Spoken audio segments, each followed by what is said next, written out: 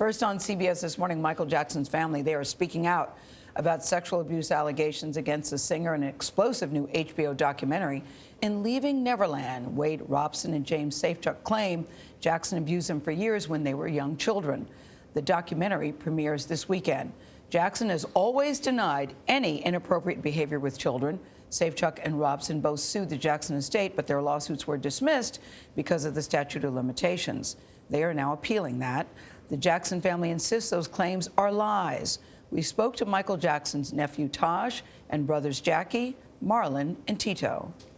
I take this interview very, very seriously because it is very disturbing to me. And that's why I did want to talk to this child psychologist who's an expert. And she said it is extremely rare for teenage boys to make false claims of inappropriate sexual conduct against a man in particular. Unless you're Michael Jackson. Wade Robson met Michael Jackson when he was 5. James Safechuck filmed a commercial with Jackson just before he turned 9. Both say that for years the pop icon invited them to his homes and molested them. Accusations the Jackson family vehemently denies. One thing that struck me that Wade said, he calls Michael Jackson one of the most kindest, gentle, loving, caring person he knows, who helped him creatively, but also sexually abused him from the ages of 7 to 14. Do any of you think that both can be true? Michael helped him in what he wanted to do with videos and music from that side of things. But if Neverland was so horrifying for him, and why would you keep going back?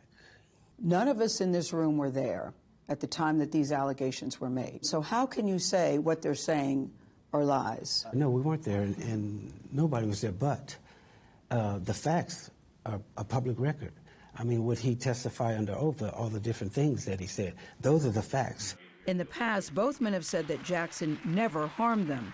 In 1993, Safechuck gave a statement to police for a molestation case involving another boy. No criminal charges were filed. In 2005, when Jackson faced criminal charges, Robson took the stand. His testimony is often credited with helping Jackson win in court. Wade and James both say, Wade in particular has admitted, yes, I lied on the stand. Yes, I lied under oath. Yes, I lied to my parents.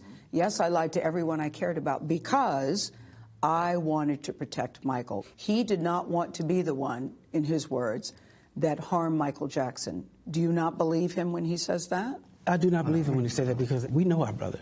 Michael wouldn't do anything like that. And then he waits until after the passing of Michael, 10 years later, to come out and state this. And they're still in court with their estate, suing them for hundreds of millions of dollars. Michael's not here to defend himself. Mm-hmm.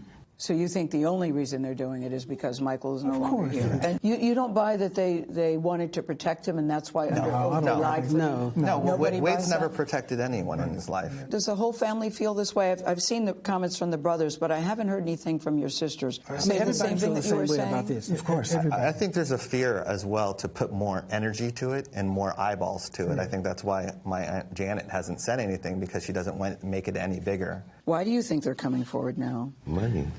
You think it's all about money? Well, it's all about money. It's always been about money. I hate to say it, when it's my uncle, it's almost like they see a blank check, and because they've been taken care of their whole life, and I think that's the problem. These people felt that they're owed something. You know, instead of working for something, they blame everything on my uncle. Some would say there's a lot at stake financially for the Jackson family as well. No. We don't get anything from this thing. Emotionally, but not financially. I mean, Though the Jacksons haven't seen the documentary and say they will never watch it, they take issue with filmmaker Dan Reed, who they say never reached out to the family for their side of the story.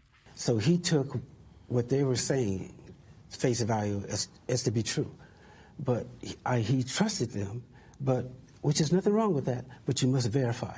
Because when you start throwing allegations out about someone, then you got to go back and go, wait a minute, let me make sure I'm telling the right thing. Make sure they're not selling me a bunch of goods, which they were. What do you want to say about your brother as this documentary is about to hit the country? I want them to understand and know that this documentary is not telling the truth. There has not been not one piece of evidence that corroborates their story. and they're not interested in doing that. Some would say, though, guys, it's hard for you to sit here and say the documentary isn't telling the truth when you haven't seen the documentary. Shouldn't you see the documentary, I don't Jackie? care to say no, because I know my brother. I don't have to see the documentary. I know Michael. I'm the oldest brother. I know my brother. I know what he stood for, what he was all about, bringing the world together, making kids happy. And he was never, in your opinion, abusive to children? No, never. Never inappropriate with children? Never in a sexual way? No, in a sexual way. And the people that really know him, they know the truth, too. Yeah, they are very adamant. As you see, they said that over and over and over again. And even asked different ways about Michael. They all go back to, we know him.